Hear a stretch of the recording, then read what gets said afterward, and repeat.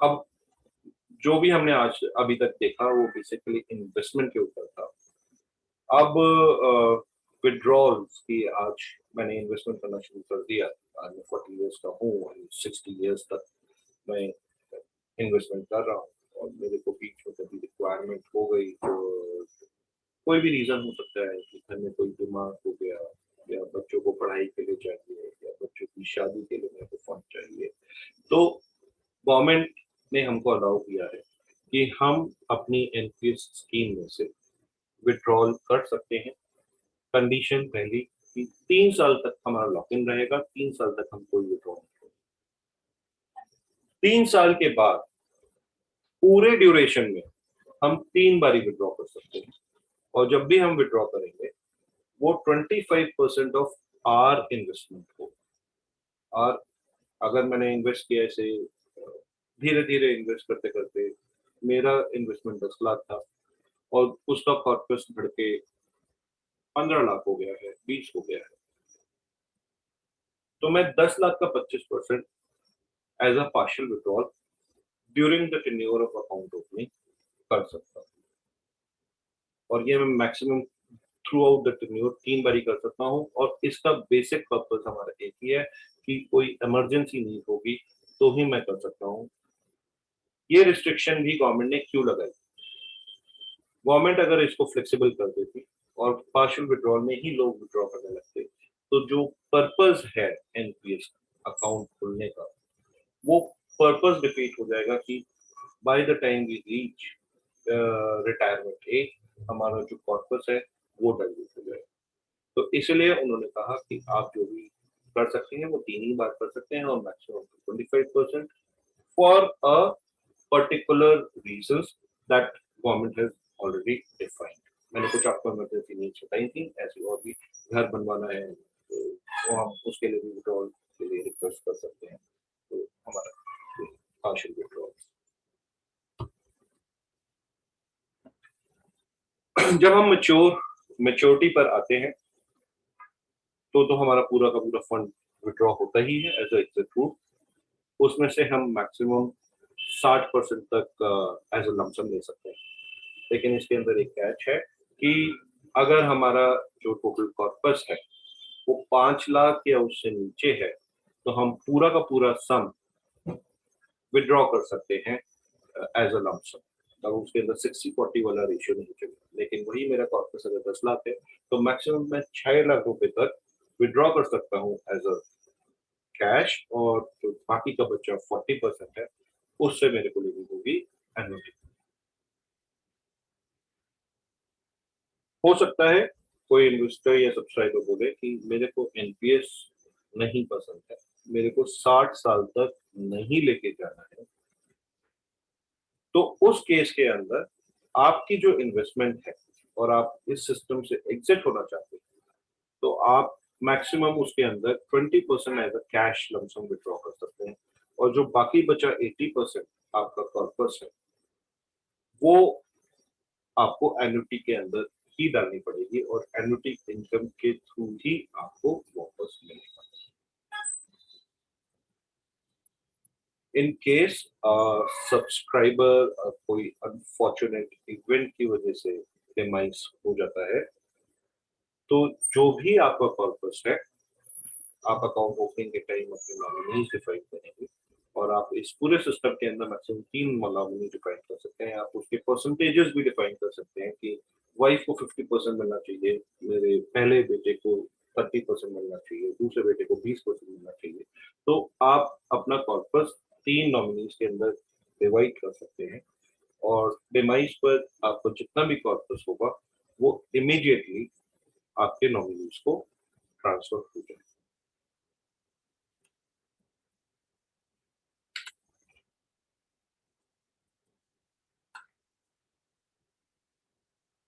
I'm through with my presentation.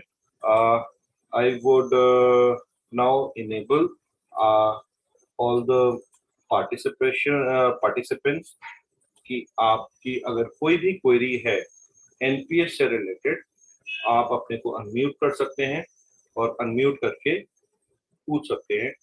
मैं कोशिश करूंगा कि जितनी भी आपकी क्वेरी है मैं उसको रिजॉल्व करूंगा। तो अभिनव सर जी। हेलो या हाँ सर जी। सर जी मैं रमेश बोल रहा हूँ। हाँ रमेश, एन्युटी का जो रेट रहेगा, एन्युटी का जो मतलब 10 साल या 7 साल के बाद उम्र अगर खत्म होने के बाद अगर पेंशन लेना है तो उस वक्त एन्युटी का रेट क्या रहेगा सर जी? एन्युटी का रेट रमेश जी डिपेंड करता है टाइम पर। आज की डेट में अगर एन्युटी 7% चल रही है या 6% चल रही है, जब हम मेच्योरिटी पर पहुंचते हैं उस समय एन्युटी क्या चलेगी वो डिफाइन करेगा वो पीरियड। आज हम पहले से कोई भी उसका रेट ऑफ रिटर्न डिफाइन नहीं कर सकते हैं और डिपेंड करेगा कि आपने कौन सा एन्युटी का प्रोडक्ट सिलेक्ट किया। हो सकता है आपको लाइफ लॉन्ग एन्युटी चाहिए, तो उसके हिसाब से आपको रेट ऑफ रिटर्न मिलेगा और कॉर्पस आपकी नॉमिनी को चले जाएगा। अगर आपको लाइफ लॉन्ग नहीं चाहिए, आपको 10 साल में ही पूरी एन्युटी चाहिए, तो आपको रिटर्न पाएंगे। तो आपके ऊपर अभी कोई भी बंदिश नहीं है आज एनपीएस के अंदर जुड़ते वक्त कि मैं आज ही डिफाइन करूं मैं वो कौन सी एन्युटी चाहिए। ये मेरे को फ्लेक्सिबिलिटी अपनी के लिए। हेलो, हाँ सर। हाँ जी अग्रवाल जी, मैं बोलूं? हाँ जी हेलो, अनिल जी आपकी ये आप हाँ मैं ये कह रहा था, मैंने जैसे मेरी उम्र है 65 अबव हाँ जी और मैंने इस साल फर्स्ट टाइम एनपीएस अकाउंट खोला है, तो मैं कब तक इसमें जमा करा सकता हूँ और कब वापस ले सकता हूँ? आपकी उम्र अगर 65 प्लस है, एक जी आप अपने क्या प्लीज। हेलो, ये रमेश जी आपके यहाँ से डिस्टर्बेंस आती है, आप प्लीज अपने को म्यूट करेंगे अगर हाँ नहीं है। अनिल जी आप अपना जो अकाउंट है 75 इयर्स तक कंटिन्यू रख सकते हैं, मिनिमम 3 साल, क्योंकि आपने 65 के बाद अकाउंट खोला है तो कम से कम आपको 3 साल अपना अकाउंट मेंटेन करना पड़ेगा और उसके बाद आप कभी भी मैच्योरिटी क्लेम कर सकते हैं जब आपकी इच्छा हो। Thank you very much, thank you.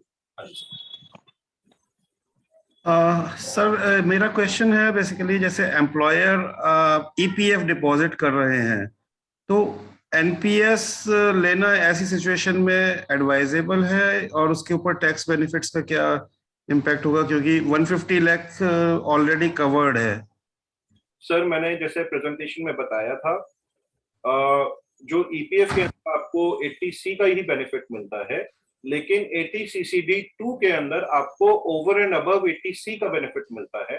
अगर एम्प्लॉयर अपने को एनपीएस के अंदर रजिस्टर करते हैं और अपने एम्प्लॉइज के अकाउंट के अंदर इन्वेस्टमेंट डालते हैं तो you will be getting over and above 80C additional tax benefit up to 10% of your basic plus DA annual salary.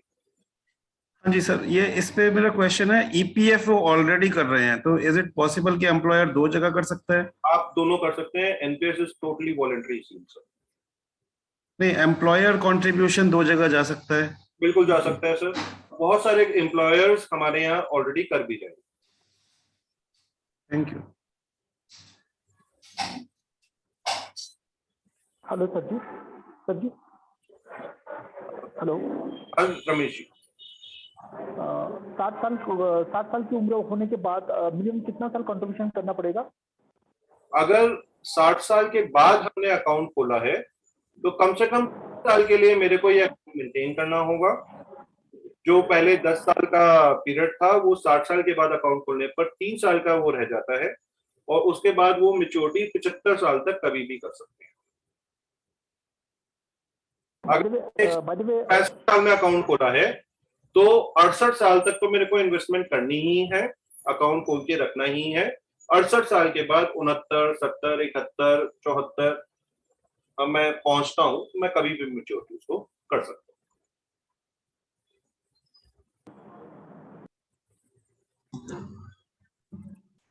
Sir, I have a question. If someone कोई 10,500 सेव कर रहा है पर मंथ, तो 1 साल का समवेयर अराउंड इट इज 1,26,000 हो जाएगा। 10 साल का मतलब 40 साल में उसने स्टार्ट किया है, 50 साल के बाद होता है 12,60,000। हाँ जी अगर सर। 50 साल के बाद उसको पेंशन लेना है तो कितना पेंशन मिलता है उसके ऊपर फिर? समित सर, जो पेंशन है उसकी जो डेफिनेशन है उसमें दो चीजों पर डिपेंड करती है। जो आपका कॉर्पस बनेगा, आपने जैसे बताया 50 साल में शुरू किया और 60 साल तक कंटिन्यू किया, तो 12 लाख नहीं, आई एम रुपए। सेइंग 40 साल में स्टार्ट किया और 50th year after 10 year pension लेना है। सर आपको ये 50 साल के अंदर आप करेंगे तो मैंने जैसे बताया था कि 60 साल का लॉक इन रखा हुआ है गवर्नमेंट। आप अगर उससे पहले कर रहे हैं तो आपको जो लमसम फंड है वो 20% ही मिलेगा, और जो बाकी बचा 80% है उसके लिए आपको एक एन्युटी लेनी पड़ेगी। तो जो आपका पैसा वापस आना है वो डिपेंड करता है आपने कौन सी एन्युटी परचेज की। गवर्नमेंट ने कुछ गारंटी नहीं कर रखा है उसके अंदर, जब आप एन्युटी परचेज कर रहे हैं उसके ऊपर है। एक एग्जांपल है, आप बोलते हैं कि जो भी मैंने एन्युटी परचेज के अंदर पैसा डाला वो सारा का सारा अलोंग विद रिटर्न्स मेरे को 10 साल में मिल जाना चाहिए। तो मेरे पास प्रिंसिपल और जो भी रेट ऑफ रिटर्न फाइनल हुआ at the time of purchase of annuity वो सारा 10 साल के अंदर जीरो हो जाए। कुछ लोग ऐसे भी होंगे वो बोलते हैं कि मेरे को एन्युटी चाहिए लाइफ लॉन्ग। लाइफ लॉन्ग मतलब जब तक मैं हूं, चाहे वो 10 साल हो, 20 साल हो, 25 साल, जितने भी मेरे बचे हैं, जब तक मेरा डिमाइस नहीं होता तब तक मेरे को मंथली आना चाहिए। और प्लस जो मैंने ये कॉर्पस लिया ये मेरी वाइफ को मिल जाना चाहिए। तो उस केस के अंदर जो मेरा रिटर्न है वो कम हो जाता है। वो सिर्फ जो एन्युटी का रेट ऑफ रिटर्न होगा जो डिफाइन होगा वही मेरे को मंथली आएगा, जो प्रिंसिपल अमाउंट है वो रह जाएगा। तो जितनी मेरे को गारंटी ज्यादा फंड के हिसाब से मिलेगी उतना मेरा अमाउंट ज्यादा मिलेगा, तो टाइम पीरियड कम होगा। अगर मैं टाइम पीरियड बढ़ा देता हूँ तो मेरा जो अमाउंट है वो कम होता चला जाएगा। तो जो अच्छा, एन्युटी ओके डिफाइन करेंगे, आप जो परचेज करेंगे उसके हिसाब से आपको पैसा मिलेगा। Okay, got it.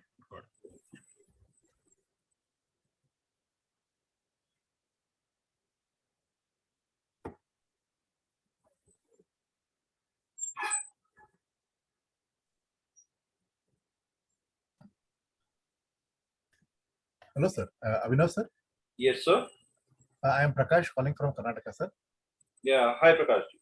Yeah, I want to know about the benefits of Tier 2 and how to withdraw the money from the Tier 2 also. Okay. Sir, first of all, I would take an excuse कि I focus majorly on to Tier 1. I did not focus much on Tier 2. Reason is Tier 1 particular scheme is a pension scheme and Tier 2 is a investment scheme. In whatever lock-in basically defined by the government is only on the Tier 1 scheme. Tier 2, because it is an investment scheme, so you can anytime park your fund into NPS Tier 2. Anytime you can withdraw from Tier 2. Like today, when you make an investment into mutual fund, you can invest anytime into mutual fund and withdraw from there. So there is no lock-in. But in Tier 2, you do not get any kind of tax benefit. You cannot claim any tax benefit if you are investing into Tier 2. So fund managers will remain the same. You can do this thing that for Tier 1, you select, for example, HDFC. I'm not recommending HDFC, but you can select HDFC for Tier 1. For Tier 2, you can select, say, LIC or ICICI, whatever you want. So your fund in Tier 2 will go to that particular investment fund. And like a mutual fund, you can withdraw, say after 6 months you can withdraw that fund. There is no lock-in, 100% fund you can withdraw from Tier 2. What about the tax on the Tier 1 and Tier 2? Sir, whatever tax benefits I told you are pertaining to Tier 1. In Tier 2, whatever investments you are making and whatever returns you get from Tier 2, you will not be able to claim any kind of a tax benefit. Even capital gain, long term, short term, right now there is no tax benefit even towards long term capital gain or indexation benefit. It is not there. And one more question here, like in Tier 2, will the interest calculated same as Tier 1 or it will be different? Sir, it would be different because the funds accumulated in tier 1 and tier 2 are totally different. In tier 2, there is always a pressure of withdrawal from the subscribers. In tier 1, because fund manager doesn't have a particular time period for the investment, they can plan their investment in tier 1. In tier 2, investment can come anytime, and withdrawals can also be there. So just like mutual fund has a pressure of withdrawal, similarly pressure of withdrawal is there in tier 2. So rate of return may differ from tier 1 and tier 2. Similarly, for the same purpose, NPS Trust also gives the returns in tier 2 by different fund managers separately on a monthly and weekly basis. Thank you.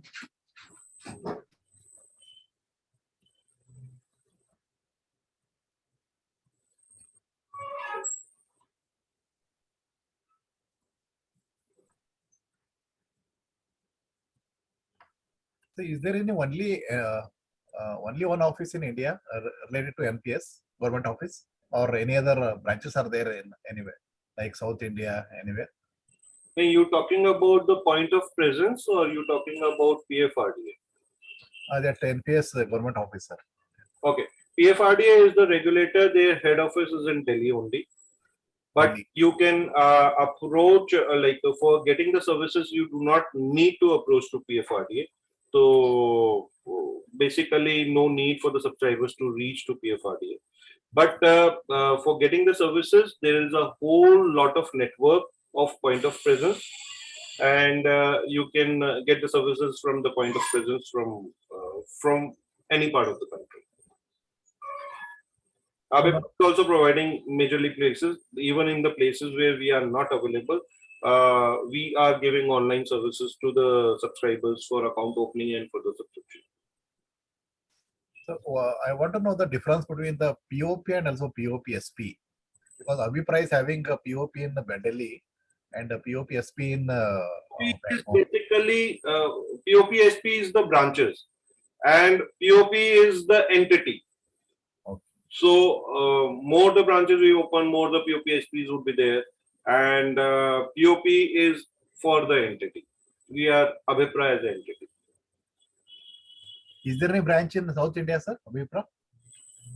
Direct branches we do not have in South India, but we are helping and getting investments done in NPS basically online. Okay. In South India also. So in case of any service or any query, to whom should I contact in Abhipra? Okay. I would again open my last slide, thanking you slide. We have provided all contact numbers.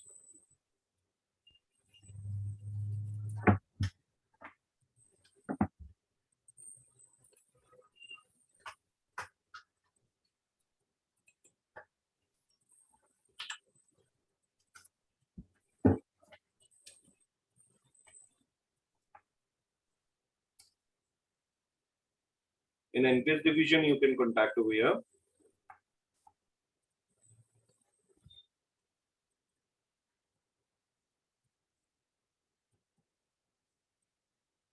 You can write down to us on nps@abhipra.com, and our executives will be happy to. Okay, that 4239. Okay, that number. No? Yeah, and mobile number is also provided for NPS division. 7428. Okay, sir. Right. Okay, sir. Okay, sir.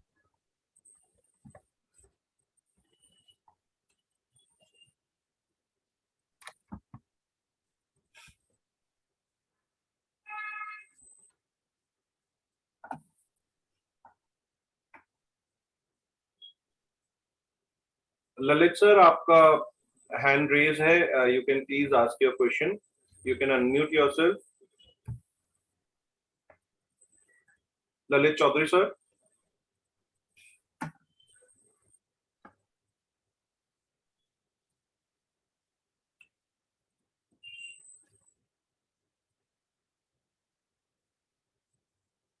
Sir, did I answer your query, Lalit sir? Hello, एक चीज, ये पैसे जो हैं first of pool of money reaches to the point of presence, then money is transfer to the different जो pool है उसमें, trustee bank, right sir. ये आपके पास। तो ये चीजें कि पॉइंट ऑफ प्रेजेंस के केस में अगर कोई कहे कि भाई जो मैं फेस करता हूँ कि अगर बैंक ही मैनेजर है, बैंक ही मैनेज कर रहा है, तो बैंक के अंदर में हम क्यों नहीं कि भाई हम अब वहां से जाएं और फिर वो उधर पैसा देंगे, तो हम डायरेक्टली बैंक को ही क्यों ना दें? इस क्वेश्चन सवाल का जवाब जो भी कोई रेज करता है तो उसका क्या जवाब होना चाहिए? Lalit sir, I would say कि एक सिस्टम और आर्किटेक्चर पीएफआरडीए ने डिजाइन कर रखा है जिसके अंदर पूरी इंफॉर्मेशन फ्लो होती है। अगर ट्रस्टी बैंक का अकाउंट सब्सक्राइबर के पास आ जाएगा और ट्रस्टी बैंक के पास फंड सब्सक्राइबर डायरेक्ट दे देगा, तो ट्रस्टी बैंक को नहीं पता कि कौन से अकाउंट में इन्वेस्टमेंट्स होनी चाहिए।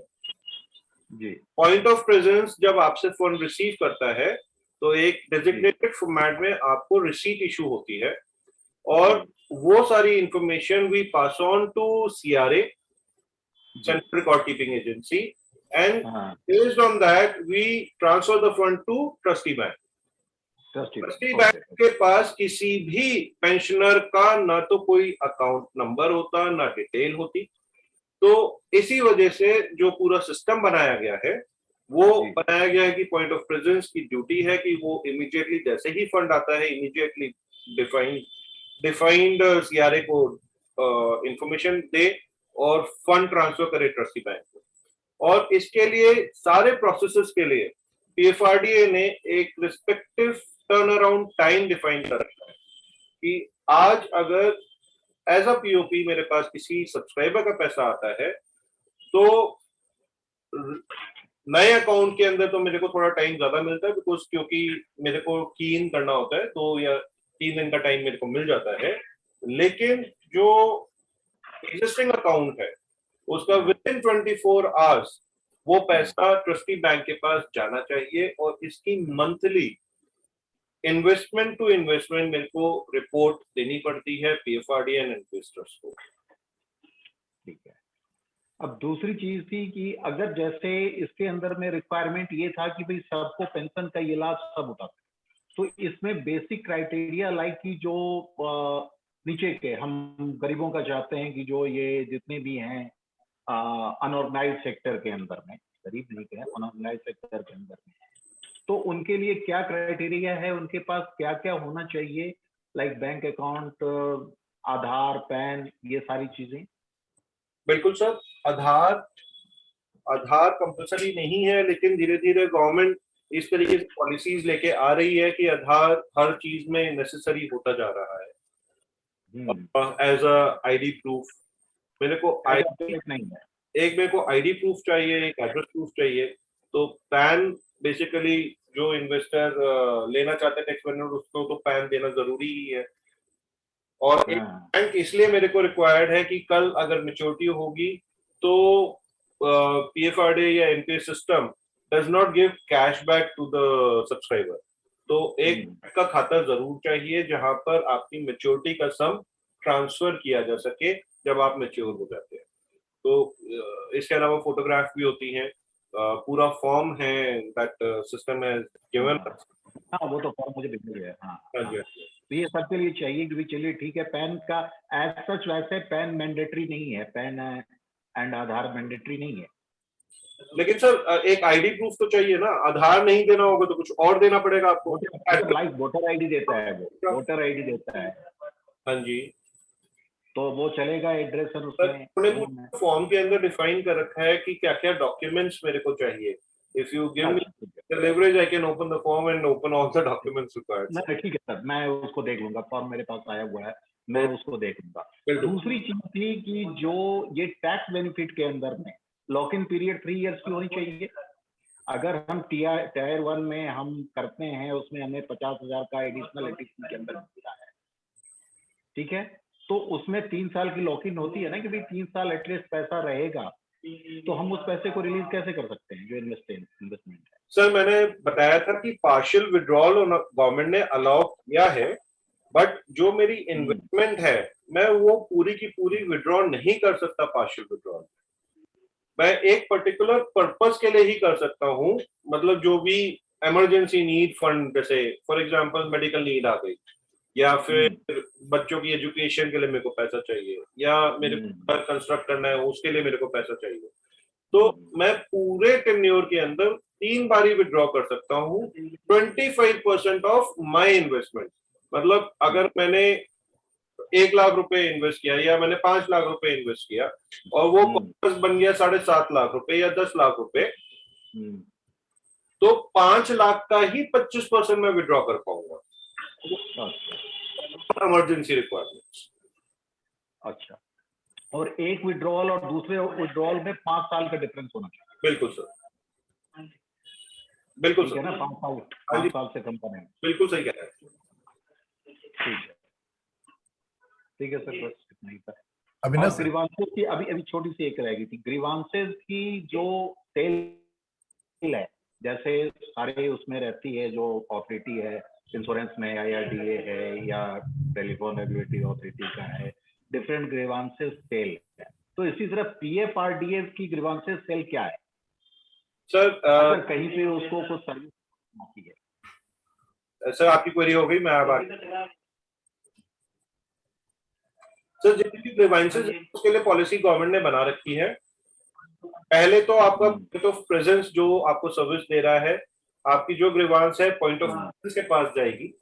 In case point of presence आपकी ग्रीवांसेस को रिजॉल्व नहीं कर सकता है, तो जो आपने CRA सेलेक्ट किया है, आप अपनी ग्रीवांस को वहां पर रजिस्टर कर सकते हैं। ठीक है, तो आप वहां पर रजिस्टर कर सकते हैं, और CRA के पास जब आपने रजिस्टर कर दिया, वो वहां से ऑटोमेटिकली रिपोर्ट होता है PFRDA NPS ट्रस्ट को, एंड वो उसको हमारी भी जवाबदेही होती है कि जो आपकी ग्रीवांस है उसको हमने किस तरीके से रिजॉल्व किया। तो फर्स्ट ऑफ ऑल तो पॉइंट ऑफ प्रेजेंस से ही रिजॉल्व हो जाएगा, और उसके बाद भी नहीं होता तो फिर आप CRA के पास अपनी ग्रीवांस रिपोर्ट कर सकते हैं, और अकॉर्डिंगली आपका रेजोल्यूशन हो जाएगा। तो मेरा एक क्वेश्चन है छोटा सा, वो ये है कि जैसे मैं बीच में एम्प्लॉयर से मेरा कंट्रीब्यूशन आना बंद हो गया, तो मैं अपना कंट्रीब्यूशन दे रहा हूँ जो आपने बताया 50,000 की लिमिट है ATCCD2 के अंदर। तो अब इसके अंदर मेरे को POP के थ्रू ना जाके मैं डायरेक्ट KFinTech में करता हूँ, तो मतलब ऑनलाइन करता हूँ कंट्रीब्यूशन। इसमें POP तो मेरा जो पहले रिलायंस मनी करता था वो तो आज की डेट में पिक्चर में नहीं है, तो मैं मतलब उसका क्या कर सकते हैं, उसका मतलब क्या, किस तरीके से ये चीज एक्ट होती है? इन्वेस्टमेंट चाहे डायरेक्ट की हो चाहे पॉइंट ऑफ प्रेजेंस के साथ की हो, आपके अकाउंट के अंदर पूरा का पूरा इन्वेस्टमेंट स्ट्रक्चर एक बार इन्वेस्ट हो गया तो वो आपको दिखाएगा। अब जैसे आपने कहा रिलायंस मनी आज की डेट में पिक्चर में नहीं है, वो आपको सर्विस नहीं दे रहे हैं। द ओनली कैच कम कि कल अगर आप रिलायंस मनी से पूछेंगे या आपने किसी और POP के थ्रू या ऑनलाइन इन्वेस्टमेंट की, तो उसकी investment history point of presence के पास नहीं होगी, तो वो आपको उस क्वेरीज के लिए जवाब नहीं दे पाएगा कि आपने कब पैसा दिया था, तब वो इन्वेस्टमेंट में गया। नहीं तो आप डायरेक्ट भी कर सकते हैं, पॉइंट ऑफ प्रेजेंस से भी कर सकते हैं। आई वुड से कि अगर आपने किसी पॉइंट ऑफ प्रेजेंस को अपॉइंट कर रखा है तो आप उसके थ्रू करिए, जिससे वो आपको through out the investment journey आपको हेल्प कर सके। इसमें मेरा दूसरा क्वेश्चन होगी, रिलायंस मनी को मैं कैसे इन्वोक करूं, क्योंकि मैं एम्प्लॉयर तो मैं छोड़ चुका हूँ वाला जिसके थ्रू मैंने NPS इनिशिएट किया था, और वो रिलायंस मनी के थ्रू सब्सक्राइब था। सर आप you can change the point of presence also. अगर आप नहीं है, you can very well change your point of presence. तो जो आपने दूसरा पॉइंट ऑफ प्रेजेंस बनाया, for example we are there, we can help you out and we will have all your investment as soon as your point. तो उसके लिए क्या process करना पड़ेगा? It's a form, sir. You can share your number and ठीक है, मैं आपको ऑफलाइन कांटेक्ट करूंगा। Thank you, ample information. बहुत बढ़िया। Sir, Abhinav sir. Yeah. So you discussed about this partial withdrawal, and what is the partial withdrawal procedure, sir? How to withdraw the money? How to withdraw the money? Yeah. So partial withdrawal. Partial withdrawal. There is a form that you need to again fill up and submit it with the point of presence with all the details that you want to do. And point of presence will put be before TRA and it will approve your request and the fund will transfer to your raised.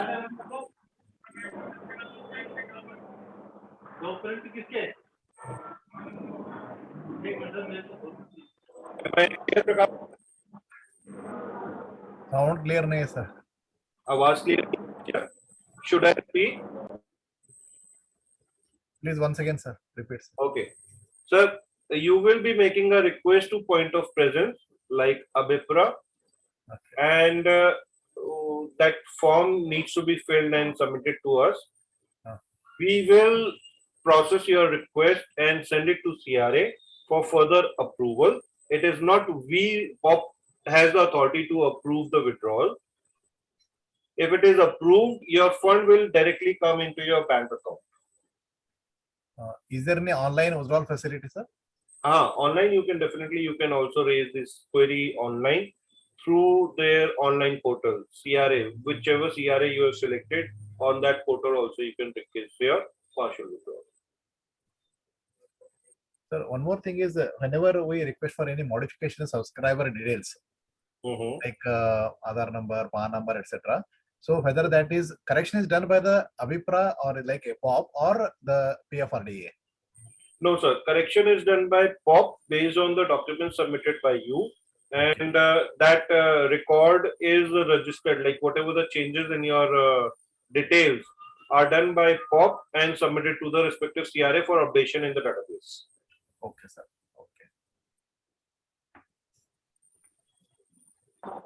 Sir मैं रमेश बोल रहा हूँ. मुझे पूछना था कि बहुत सारे सब्सक्राइबर जो है उनका पैन नंबर उन्होंने फॉर्म भरते वक्त नहीं दिया, तो आगे चल के कुछ प्रॉब्लम बन जाएगा क्या उसके बारे में? एमपीएस का अकाउंट बहुत सारे सब्सक्राइबर ने ओपन कर दिया है लेकिन पैन नंबर अपडेट नहीं उनके, तो आगे चल के कुछ प्रॉब्लम हो सकता है सर उसके बारे में?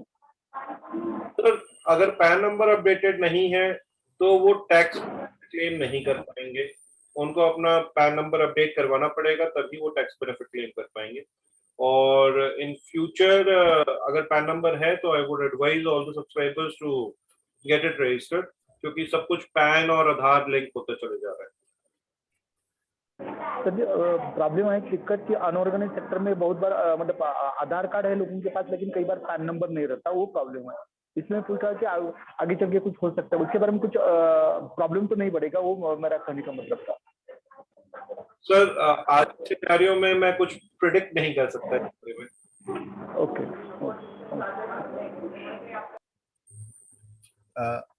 Abhinav sir. Yes, sir. Recently I updated my PAN card with new photograph and a signature, and because it was old, it was not digital. So whether I have to submit the new PAN card to the ABIPRA? Sir, is the PAN number same? PAN number is same, sir, but photographs and signatures have been changed. No issue. This will only PAN number is important, which is registered with your NPS. Okay. We do not need your fresh PAN card. Ultimately, in the record will remain the same PAN number. Yes, yes, sir. Okay. Because it was older, 22 years back PAN card, so I updated all the records, information. So that is what I'm asking, sir. You can retain. No need to update it because PAN number. We will ultimately update only PAN number. Okay, sir.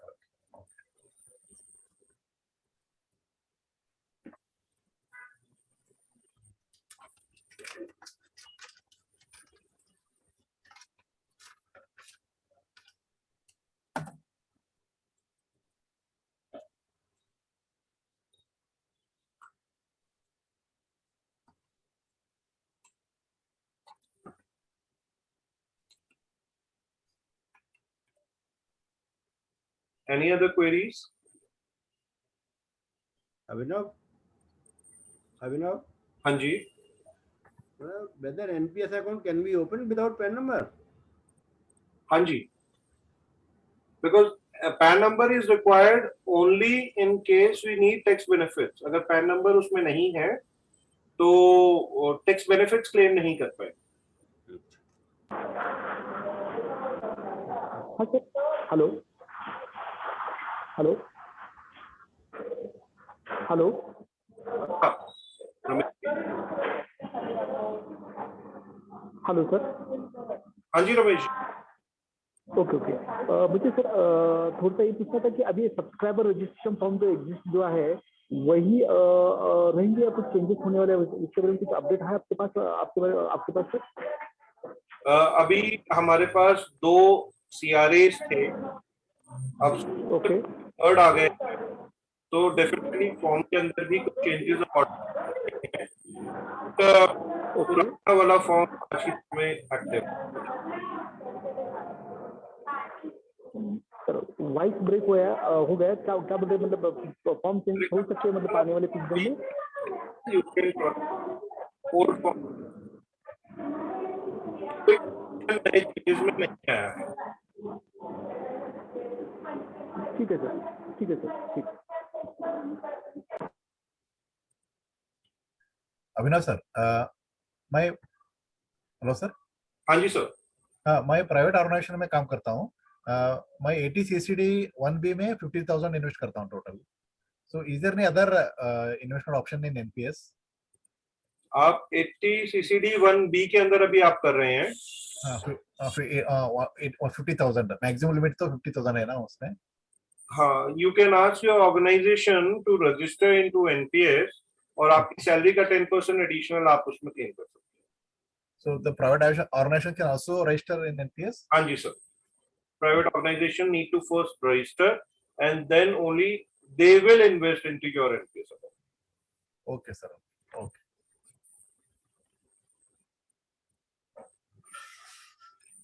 A lot of queries were there today, but time is restricted. It's already 6:30 now. I would take an excuse and thank all the participants who are there with us for this presentation and take the leave for now. Thank you very much. Thank you, sir. ये number आपका WhatsApp पर यही number है ना WhatsApp पे?